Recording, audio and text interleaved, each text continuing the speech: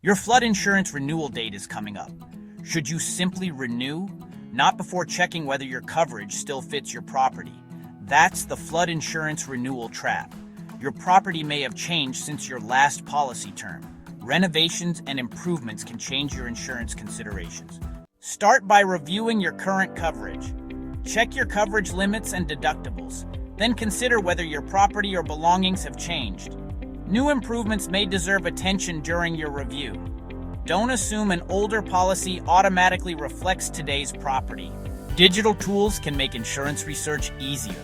Instant online quotes can help you review available options.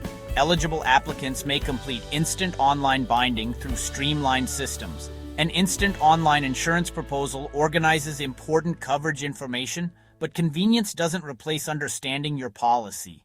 Review your coverage before the next policy term begins, especially if your property has changed since your last review.